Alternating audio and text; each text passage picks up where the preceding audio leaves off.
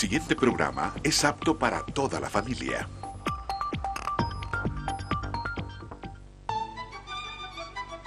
TEN Canal 10 presenta Nuestra Lengua, un programa avalado por la Universidad Pedagógica Nacional Francisco Morazán, enfocado en educar en el área de español. Nuestra Lengua. Hola, bienvenidos a Nuestra Lengua, un programa educativo y cultural para fortalecer el idioma español. Este es un espacio de la Universidad Pedagógica Nacional Francisco Morazán que se transmite gracias a la producción de Canal 10. Saludamos a todos los televidentes y agradecemos su sintonía y los invitamos a no perderse ninguno de los segmentos. Hoy Concepción Agüero Jiménez, profesora española y especialista en filología hispánica, compartirá su experiencia sobre corrección de texto, escritura de relatos, club de lectura. Es importante estar atento a esta información valiosa para que podamos promover este tipo de actividades con los estudiantes en los diferentes centros educativos del país. Veamos a continuación la participación de Concepción Agüero Jiménez en el segmento Taller de la Palabra.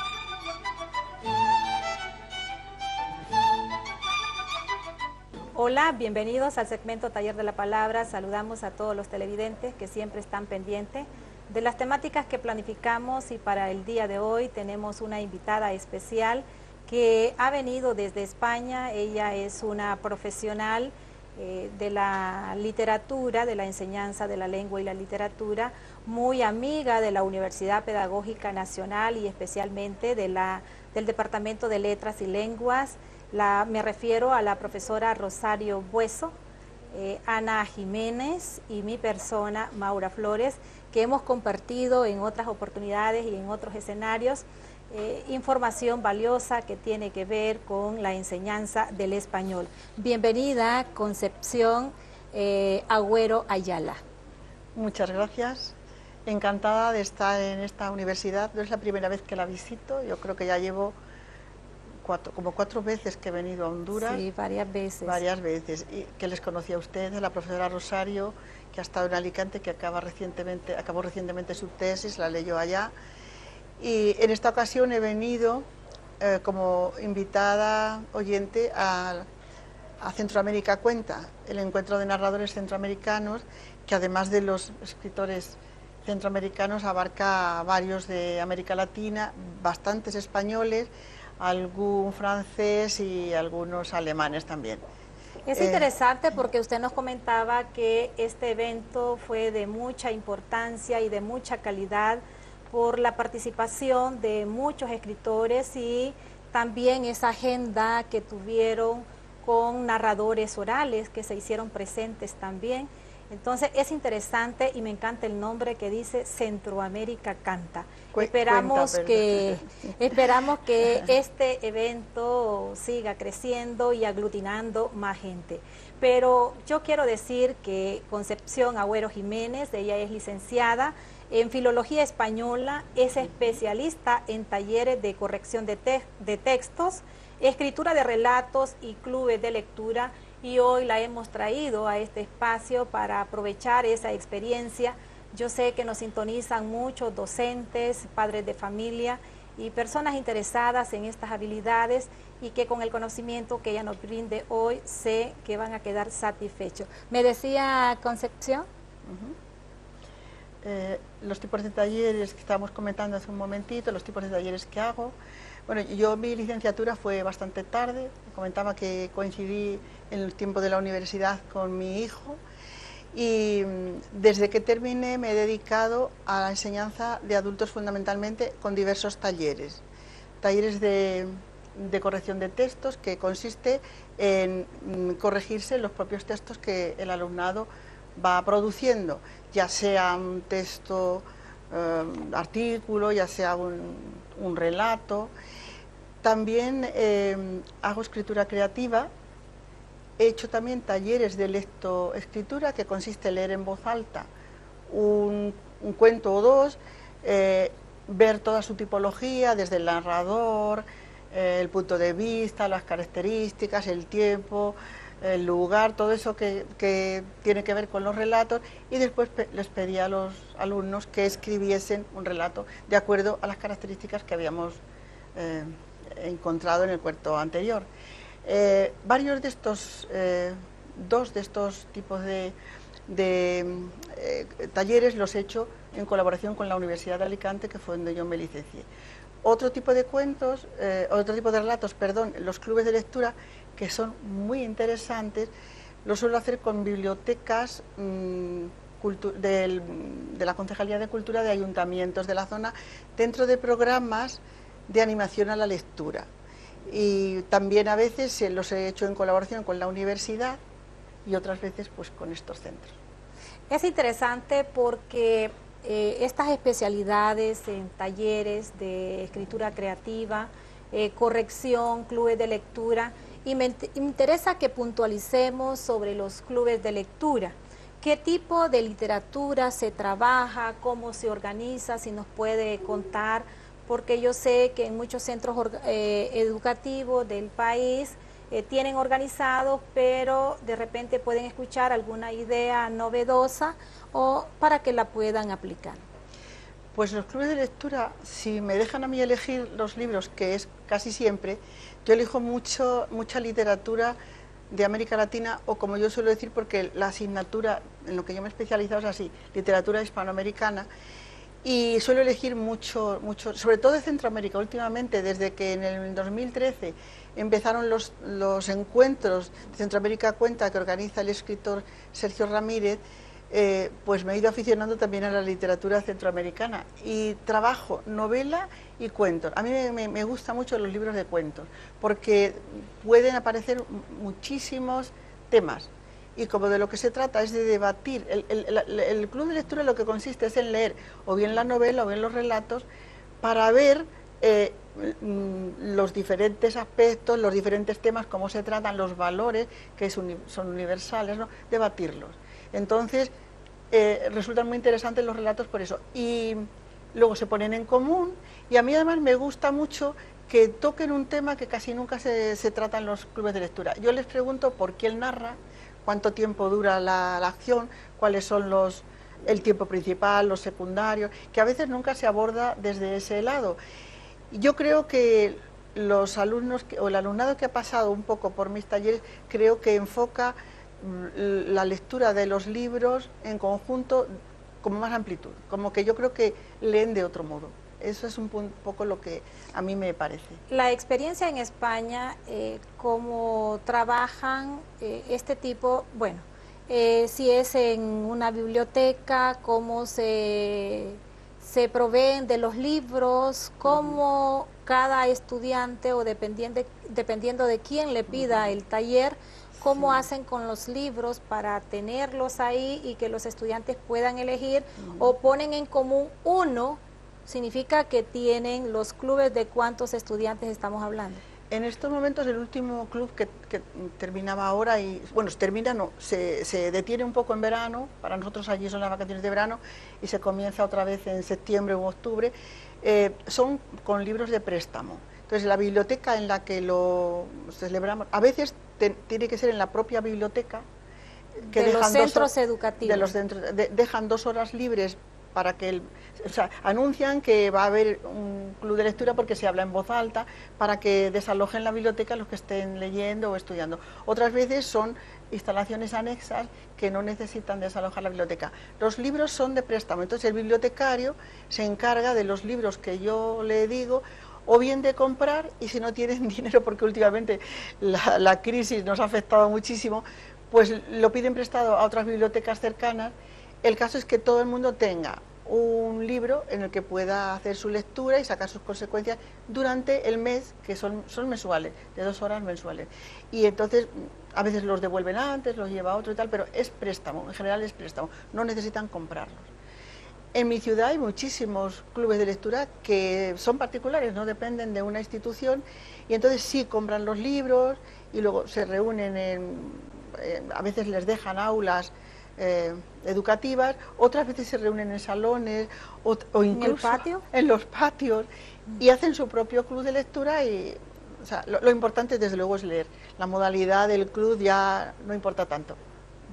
Interesante, pero a la vez vamos viendo aspectos interesantes como, además de conocer la historia, elementos importantes que el narrador, en qué punto de vista se encuentra, o elementos también, ¿verdad? Porque cuando hablamos de animación a la lectura, siempre estamos diciendo que escoja el libro que más le llame la atención y que cuente sobre esa historia.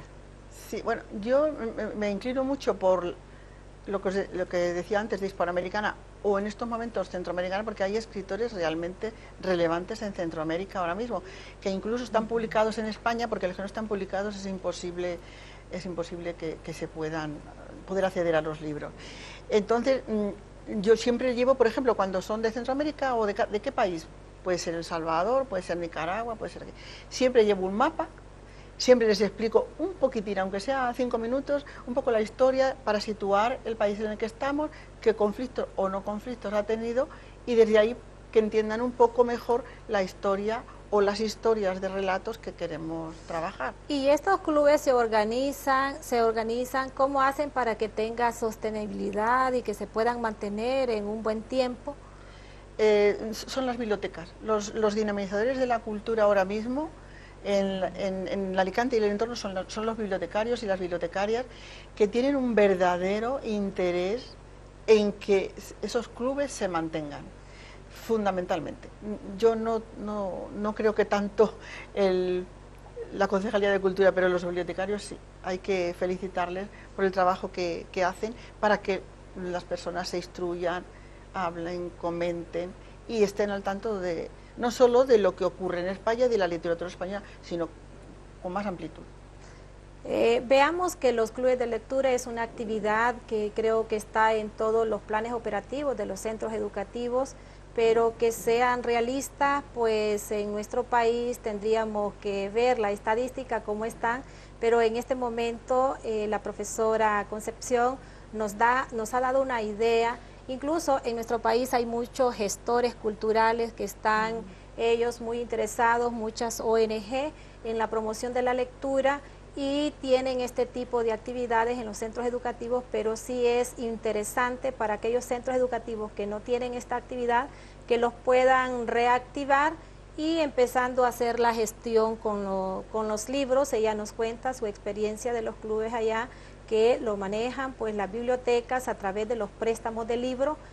Siempre hemos estado diciendo desde los primeros programas en este segmento que la lectura es una actividad que lleva a los niños, a los adolescentes, a los adultos a amar la enseñanza. En la medida que leemos, pues amamos los aprendizajes.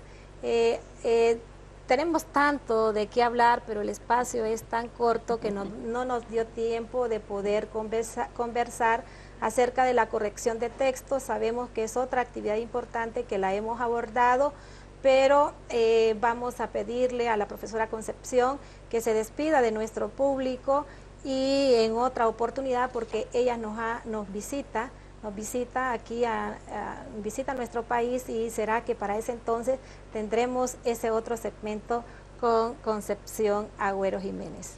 Pues muchas gracias, así lo haré. La próxima vez que venga hablaremos de los talleres de corrección de textos y encantada de volver a estar en Honduras y de la acogida que ustedes nos dispensan en su departamento.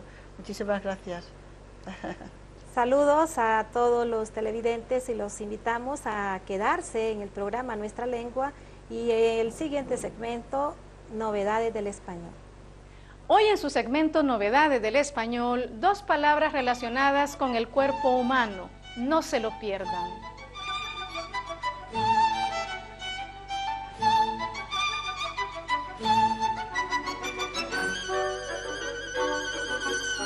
Hola queridos amigos, muchas gracias por continuar con nosotros en este espacio donde hablamos nuestra lengua.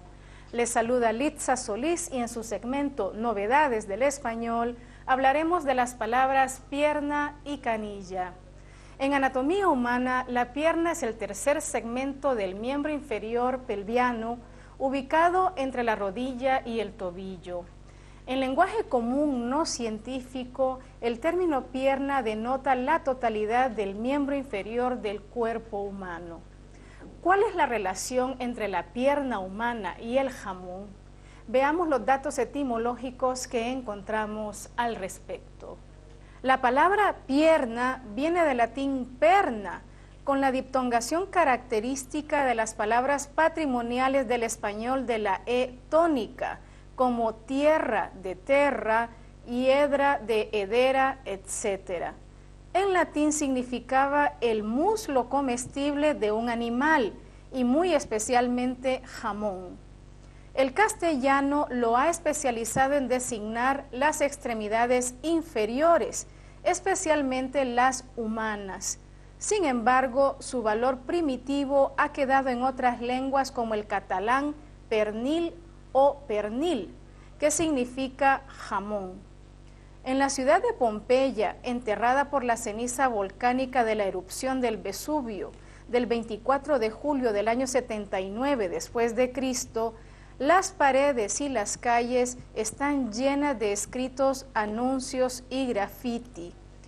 Las cauponias, es decir, las posadas o casas de comidas, anunciaban en sus fachadas el menú del día, y en una de ellas se lee Hodie habemus pernam, que significa hoy tenemos jamón. Las partes del cuerpo humano son elementos básicos del organismo con funciones específicas que constituyen un motor importante que apoya la calidad de vida. Las personas les asignan sentidos metafóricos que con el paso del tiempo prevalecen en expresiones coloquiales de uso cotidiano. Tal es el caso de la palabra canilla, cuya etimología y significado les compartimos a continuación. La palabra canilla designa a huesos largos de las extremidades, especialmente la tibia, y a una pierna flaca, a lo que también llamamos espinilla o chimpinilla, es decir, la parte anterior de la pierna donde la tibia queda muy superficial. Asimismo, determinados carretes de hilos, sobre todo en las máquinas de coser, se llaman canillas, por su similitud con un hueso largo de 2 cabezas. La palabra canilla viene del latín canela, que significa cañita, diminutivo de cana, que significa caña o junco, que es la misma palabra que ha dado lugar al nombre de la especia que hoy llamamos canela, que se presenta en forma de cañitas huecas. La palabra latina canna, además de dar la palabra caña, generó en latín diversos derivados que dieron lugar en español a las palabras cánula, canal y cañón.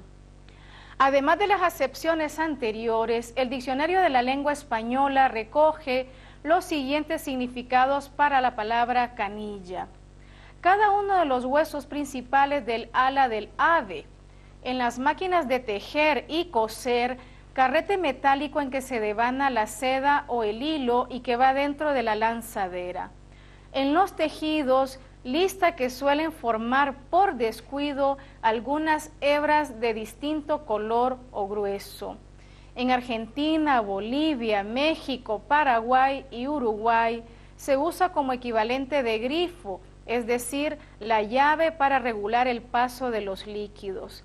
En México se usa para hacer referencia a fuerza física. En Venezuela se usa para denominar el pan de forma cilíndrica, estrecha y delgada como el baguette. Por otro lado, de canilla viene la palabra canillita, que es una denominación coloquial para el repartidor de periódicos. Nuestros brazos y piernas son extremidades pentadáctilas, es decir, que tienen 5 dedos. La capacidad de caminar erguido significó que los seres humanos pudieron recorrer grandes distancias eficientemente, dejándoles las manos libres para desarrollar su anatomía y capacidades únicas.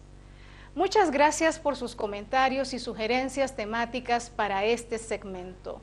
Sigan escribiéndonos a la dirección de correo electrónico que aparece en sus pantallas o a nuestra página de Facebook. Soy Litza Solís y los espero en una próxima emisión con más novedades del español.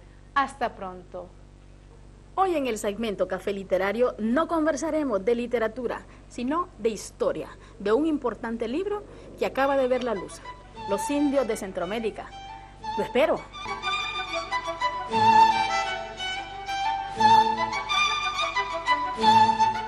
Bienvenidos una vez más al segmento Café Literario. Nos encontramos, como siempre, en la Universidad Pedagógica Nacional, exactamente en la Biblioteca Juan Antonio Medina Durón, el lugar donde rendimos homenaje a los libros, a sus autores, a la lectura, a la literatura. Pero en esta ocasión no hablaremos de literatura, sino de historia, desde la antigüedad hasta la contemporánea, de los indios de Centroamérica. Y me acompaña la doctora Gloria Lara. ¿Cómo está, doctora? Muy bien, mucho gusto. Gracias por invitarme. Hablaremos de este libro en particular, Los indios de Centroamérica. La doctora Gloria Lara es doctora en antropología cultural por la Universidad de Hamburgo en Alemania, o sea que vamos a hablar con un experto, una experta en el área. ¿Cómo surge este proyecto, doctora, Los indios de Centroamérica? Este proyecto tiene varias etapas. Inicialmente fue un libro que se publicó en España en 1996, siempre con 3 autores y para conmemorar los 500 años del encuentro, llamémoslo así mejor, para evitar herir susceptibilidades del encuentro entre las poblaciones originarias y los europeos. Pero ahora la Universidad Pedagógica está haciendo el esfuerzo para una segunda edición. Esta es una segunda edición corregida y aumentada, siempre con los mismos autores y siempre cubriendo todos los tópicos de la primera edición original. Así que aquellos que tienen el libro de la primera edición, que la verdad no circuló mucho aquí en Honduras ni Centroamérica porque era una editorial española, casi todo el tiraje pues se vendió en España, pero pueden darse cuenta que esta edición, este gran esfuerzo que está haciendo la editorial de la Universidad Pedagógica, actualiza este libro. Porque este libro, como dije, la primera edición es de 1996, o sea que han transcurrido 20 años, ¿verdad? Y en 20 años, pues la investigación ha avanzado. Entonces ahora hemos recogido toda esa investigación para ponerla en la segunda edición. Muy bien. ¿Y estos 3 autores, y quiénes son? Una es usted, pero George Heisman y Fernando Cruz Sandoval, ¿quiénes son estos autores que la acompañan en este proyecto? George Heisman era un arqueólogo, en paz descanse, él murió hace algún tiempo, pero escribió los 2 capítulos iniciales que tienen que ver con la prehistoria o la historia antigua, como también le llamamos. Fernando Cruz Sandoval es que escribió los últimos capítulos, sobre todo dedicados a los pueblos originarios desde el siglo XIX hasta el momento actual. O sea, cómo se han organizado, cómo han sobrevivido, cómo se representan hoy en día. Los 3 somos antropólogos con diferentes especialidades, pero los 3 venimos de una carrera de antropología. Muy bien. ¿Y cómo está estructurado este libro? Este libro está estructurado en capítulos y los primeros 2 capítulos, como dije, están dedicados entonces a la prehistoria o historia antigua. Los capítulos del medio, que serían el 3 y el 4, están dedicados al impacto de la conquista europea sobre las poblaciones originarias, cubre hasta finales del siglo XVIII más o menos, y luego los capítulos últimos se dedican, siguiendo en el mismo hilo, al impacto que tuvo también la República, la conversión en República sobre las poblaciones originarias y el estado en que se encuentran hoy en día. Y cubre, por supuesto, no solo Honduras, sino que es un gran esfuerzo para que todos los pueblos centroamericanos estén representados en este libro. Doctora, y con esta información, ¿qué tan difícil fue recopilar información, sobre todo la más antigua? No fue fácil en el sentido de que muchas de las investigaciones que se han hecho no están publicadas o están publicadas en idiomas extranjeros. Recordemos que en nuestro país, sobre todo lo que se refiere a la prehistoria, o sea, el trabajo arqueológico, pues se ha hecho con universidades extranjeras, porque el trabajo arqueológico es bastante caro, requiere mucha inversión. y estos estudiosos han trabajado con el Instituto Hondureño de Antropología e Historia y han tenido permiso para hacer sus investigaciones, pero los informes muchas veces se quedan en el idioma original, que puede ser inglés, francés, dependiendo de cuáles las relaciones que se han establecido. Entonces, en ese sentido, si uno no es conocedor de la materia y de cómo están los archivos, pues es un tanto difícil acceder a ellos, y también a través de las redes. Hoy por lo menos tenemos la libertad y yo diría la facilidad más bien de poder consultar todos los sistemas, ¿verdad?, que nos ofrecen información, cosa que en 1996 no era posible, ¿verdad? No. Tenía que ser todo por escrito. Entonces los colegas centroamericanos nos colaboraron también, les pedimos los que tenían, las cosas, los escritos que tenían, nos los mandaron, ¿verdad? Y así fuimos construyendo en su momento la primera edición. La segunda edición, con George Hasseman ya fallecido, el primer capítulo continúa siendo totalmente suyo. El segundo capítulo pues tuve que actualizarlo, ¿verdad?, a lo que había sucedido en los últimos 20 años, pero ya tenía a mi disposición todas las bases de datos y pude acceder a través de las universidades norteamericanas,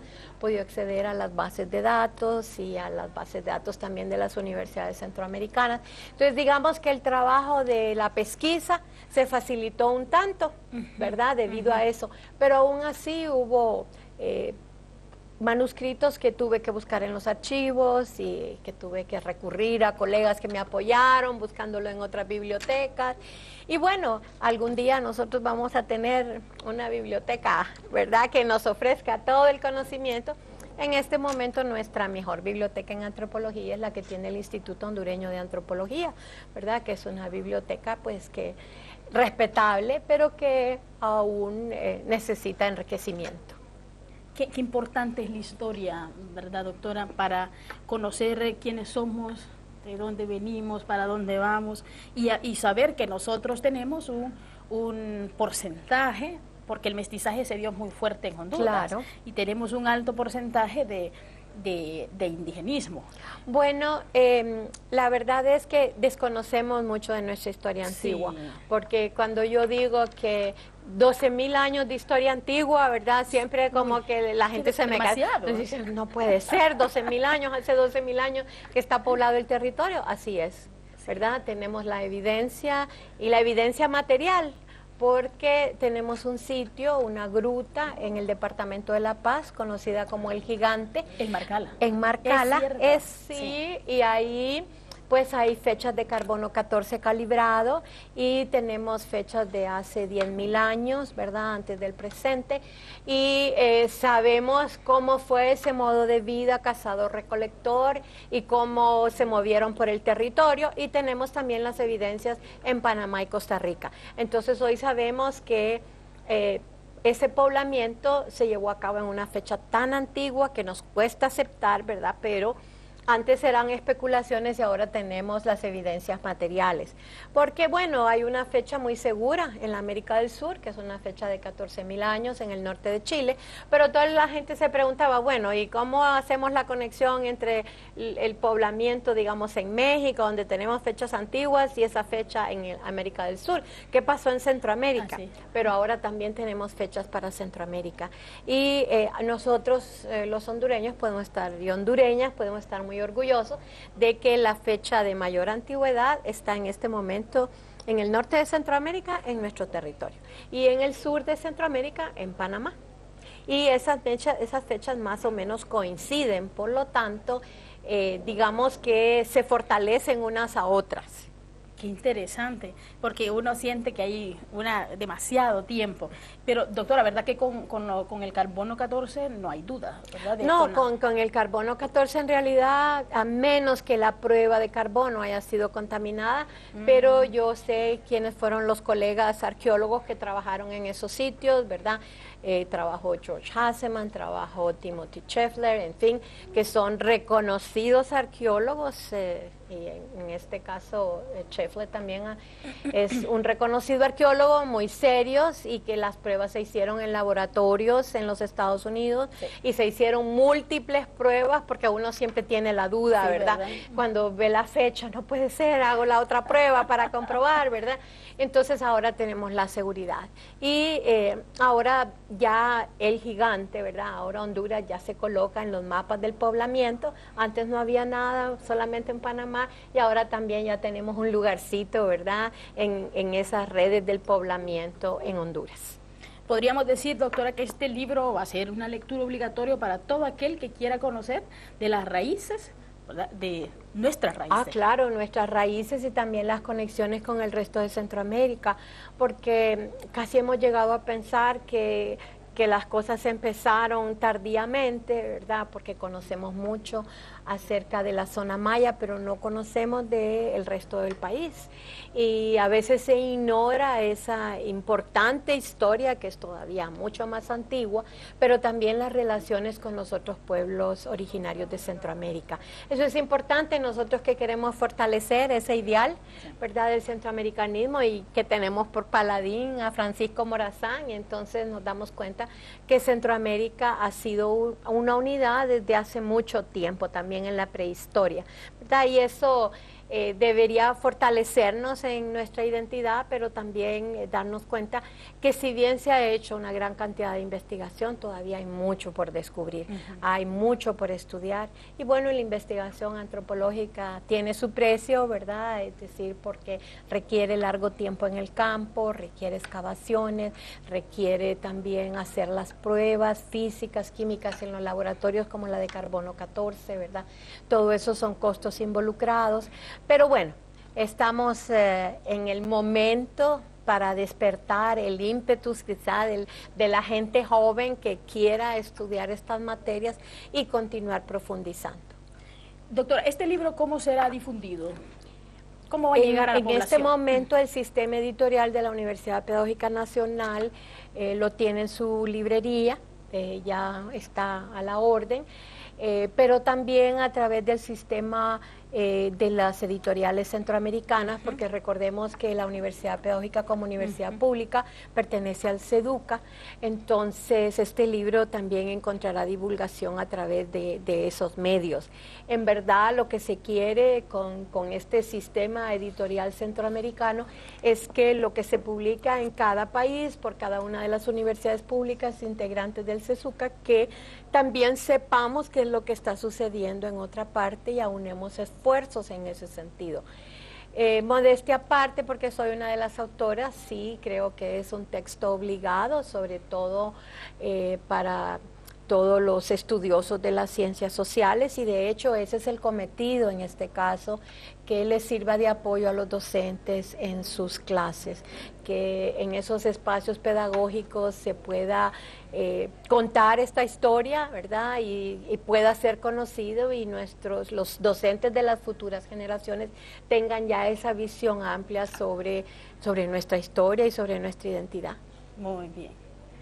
Hoy hemos hablado de ciencia, en particular la historia, la antropología, que nutren nuestra identidad nacional, y de la mano y de la voz de una experta en la materia, la doctora Gloria Lara. Muchas gracias, doctora, por estar con nosotros. Gracias a usted. Siempre bienvenida a este segmento, y como siempre la encontramos en la universidad, entonces es un gusto siempre saludarla. Muchas gracias.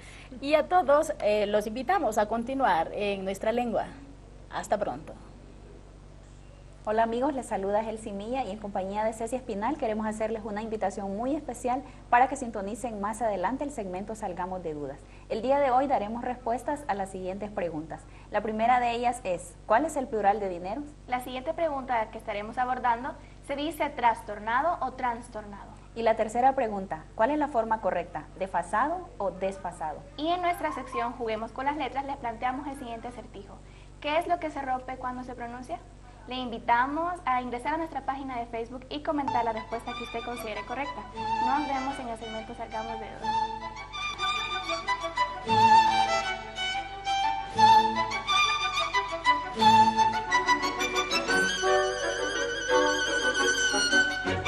Gracias por continuar en sintonía del programa Nuestra Lengua. Nos encontramos en compañía de Cecia Espinal en el segmento Salgamos de Dudas, listas para dar respuestas a esas preguntas que ustedes nos han enviado a través de nuestra página de Facebook. Así es, profesora, agradecemos a todos ustedes quienes se dedican un minuto de sus tiempos para poder darnos sugerencias y preguntas y así complementar la información de este programa. La primera pregunta es muy interesante, ya que nunca se me había pasado por la cabeza. ¿Cuál es el plural de dinero?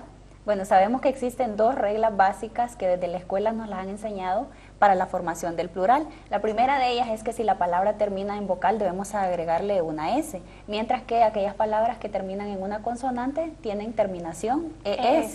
En el caso de dinero, cualquiera diría que porque termina en vocal su plural es dineros, pero en realidad si nosotros buscamos en los diccionarios no vamos a encontrar que dinero tenga un plural establecido, por el simple hecho de que es un sustantivo no contable. Así es. Y sabemos que un sustantivo no contable, debido a su naturaleza, no se puede contar individualmente. Exactamente, hay que agregarle una palabra o un adverbio de cantidad, mucho, poco, bastante, o incluso los números, 2, 3, 4, 5. Lo mismo sucede también cuando hablamos de harina. Tenemos que referirnos a una unidad de medida. Podemos decir 2 libras de harina, 3 tazas de harina. Así es, lo mismo pasa con aceite.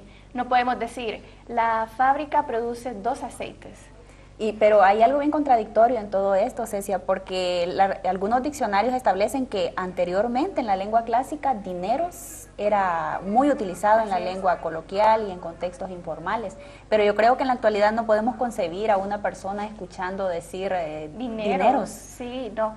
Bueno, investigando en las redes hay algunos fragmentos de textos antiguos en español. Uno, por ejemplo, dice, quien trate de comprar tu conciencia con 30 dineros es un miserable, y se utiliza dineros en plural, pero es algo que está en desuso y que no es recomendable porque es de una forma informal. Pero hay un término que sí es muy utilizado y este es dineral, para referirse a una gran cantidad de dinero. Yo lo utilizo bastante y creo que en Honduras lo utilizamos mucho, dineral. Por ejemplo, gana un dineral, pero no tiene tiempo para gastarlo. Bien, entonces sabemos que dineros es una forma que ha caído en desuso, que por tanto no debemos de emplearlo. No se debe utilizar. Sí, y que es muy interesante, pues, porque podemos decir, tengo mucho dinero, porque ahorré bastante este año, o tengo poco dinero, tuve que gastar en salud, por ejemplo. Y ha gastado un dineral en su ropa, por ejemplo. También, sí. Pero hay unas palabras, profesoras, que son extraídas a raíz de la palabra dineros. Por ejemplo, la palabra sacadineros, que se refiere a algo que por ser muy atractivo, es muy lujoso, cuesta bastante, pero en realidad no tiene mucho valor. Tampoco no es muy utilizado, ¿verdad? Sí. Pero sí es correcto. También le decimos sacadineros o sacadinero a esa persona que tiene sus mañas para poder sacar el dinero, así, despojar a las personas de su dinero mediante alguna forma ilícita. Y bueno, pues podemos ver en varias noticias que dice, los obligaron a devolver los dineros robados. Que, bueno, no es utilizado mucho en Honduras, pero sí se puede ver en la demás Latinoamérica. Bien, la siguiente pregunta. ¿Se dice trastornado o trastornado? En esta pregunta creo que el diccionario nos es de mucha utilidad. En preguntas como esta debemos de remitirnos al diccionario porque es ahí donde se registran la forma correcta de las palabras. En el caso de estas dos palabras, la única que se registra es trastornado. La palabra trastornado no existe en el español debido a que no se mantiene la raíz del verbo trastornar. Así es, y es el verbo al que hace referencia de forma infinitiva. La palabra trastornado sí existe en español y es reconocida por ser el participio del verbo trastornar, como dijo anteriormente. Sí. Hay también dos acepciones diferentes de esta palabra, ¿verdad? De trastornar, en el primer caso, pues no es muy utilizada. Por ejemplo, se define como cambiar la esencia de algo o el normal desarrollo de un proceso dado.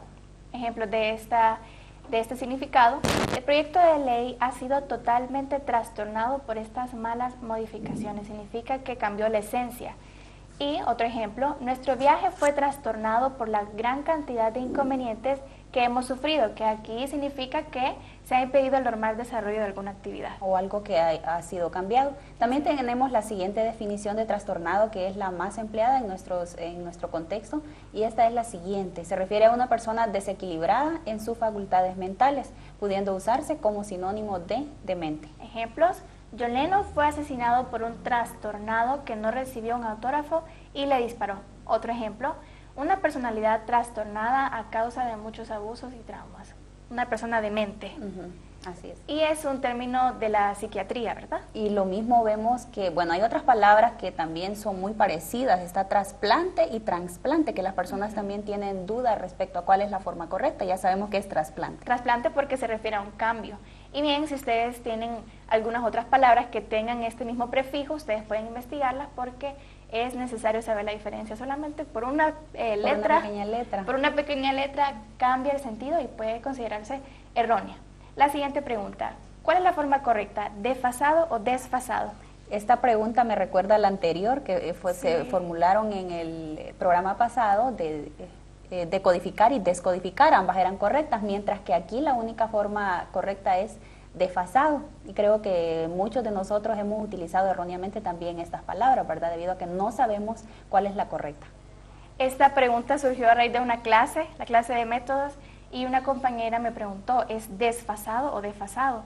Y yo pues dije, no sé, porque es una palabra que se utiliza mucho en lenguaje técnico, por ejemplo, cuando hablamos de teorías o de moda o de otras cosas, pero sí, siempre existe esta duda, y pues consideré de relevancia que todos ustedes supieran que la forma correcta es desfasado, y tenemos para ustedes un par de ejemplos.